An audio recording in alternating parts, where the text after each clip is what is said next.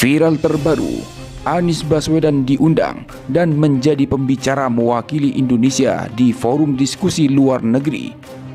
Padahal Anies sendiri sudah bukan pejabat publik, tapi hanya mantan gubernur DKI dan sekarang sebagai Capres 2024. Assalamualaikum warahmatullahi wabarakatuh. Salam seger waras Om Ben. Dalam memilih seorang pemimpin negara, kita harus memilih calon yang visioner, yang memandang ke depan Indonesia bakal seperti apa. Sayangnya, dari beberapa orang yang sudah mendeklar sebagai bakal calon presiden, patut dipertanyakan visi dan misinya untuk memajukan Indonesianya. Kita bisa sebut Pak Anies Baswedan, yang sudah diputuskan menjadi bakal calon presiden. Sekelas mantan akademisi, mantan rektor, mantan Mendikbud, beliau lulusan ilmu politik di Amerika. Dan sama sekali tidak mencerminkan visi kepemimpinan. Minggu lalu Pak Anies berbicara di Regional Outlook Forum di Singapura. Tapi malah mengkritik soal pemindahan IKN. Kata Pak Anies, pembentukan ibu kota negara di Kalimantan minim keterlibatan atau partisipasi publik. Menyedihkan, bukan pandangannya itu? Apa Pak Anies lupa akan sejarah? Sejak kapan gagasan pemindahan ibu kota negara sudah dilontarkan? Pernyataan ini makin menunjukkan secara jelas yang disampaikan oleh Zulfan Lindan, dulu DPP Nasdem, bahwa Anies memang antitesa Jokowi. Kesempatan berbicara di forum internasional semestinya bisa digunakan untuk banyak hal. Kita ikuti Om Ben, opini dan Beni berikut ini.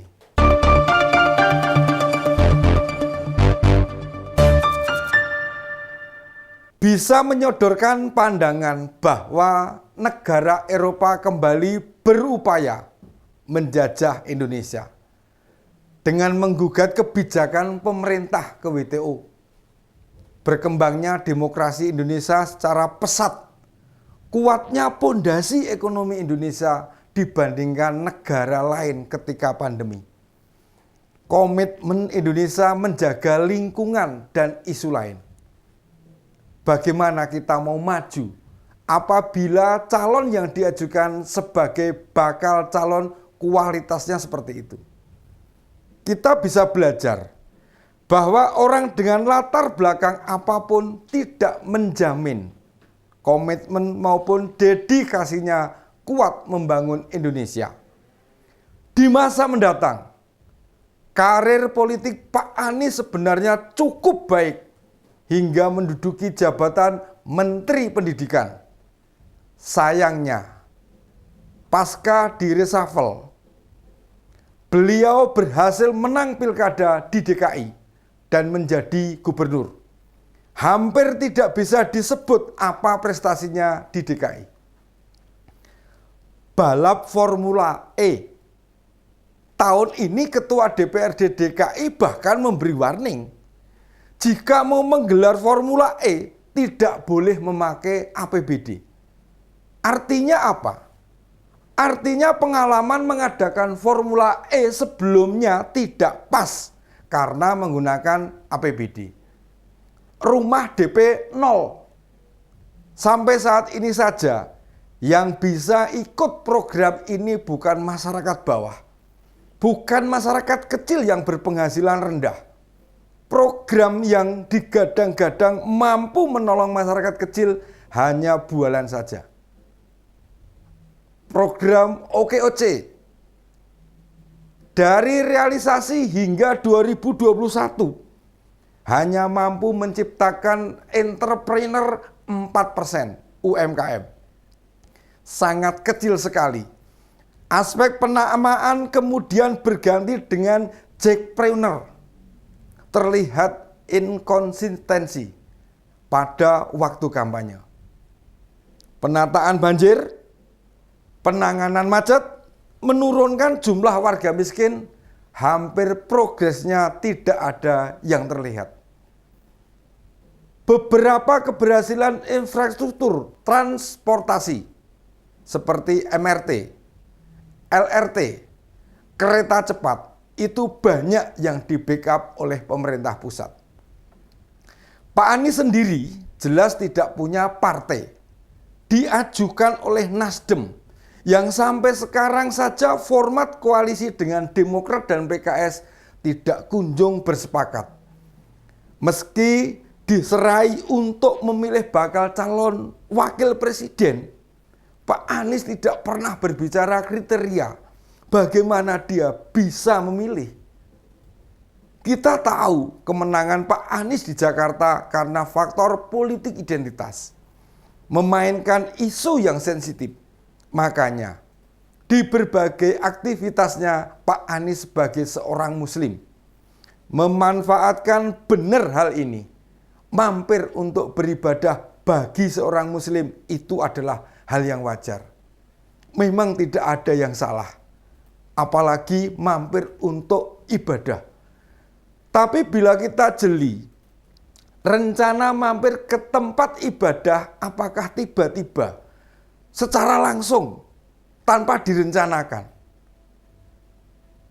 atau disengaja, bahkan karena di tempat ibadah itu banyak sekali yang hadir dan selalu berjubel.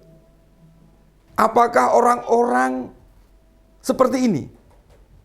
Contohnya Pak Prabowo, Pak Erick Thohir, Pak Sandiaga Uno, bahkan Pak Jokowi yang sudah melewati 2 kali pilkada, sekali pilgub dan 2 kali pilpres, tidak pernah mampir masjid untuk sholat.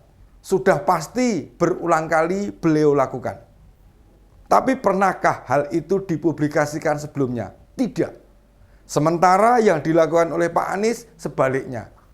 Bagaimana bisa tiba-tiba di Masjid Baitur Rahman Aceh banyak orang berkerumun dan meminta Pak Anies untuk menandatangani petisi dukungan dibentangkan kain putih panjang.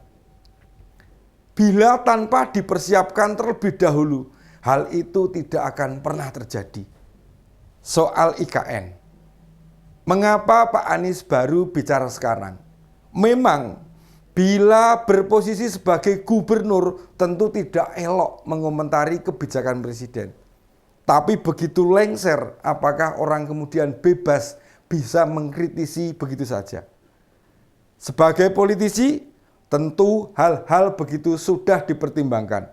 Kita percaya ada beberapa wakil rakyat kita kadang tidak cocok dengan kebijakan pemerintah, tapi karena partainya mendukung pemerintahan, ya dia harus diam saja. Sebut saja Pak Fadlizon, Pak Masinton Pasaribu, Pak Handam Zulfa, dan masih banyak yang lainnya. Pun mestinya Pak Anies jika ingin mengkritisi silahkan. Sikapi hal-hal yang belum diputuskan. Kalau harus menyikapi IKN, tentu bukan para proses pengambilan keputusan pemindahan atau tidak, melainkan progres yang sekarang berjalan. Meski Presiden Jokowi mendorong banyak tokoh menjadi bakal capres, namun Pak Anies ini tidak pernah di-endorse.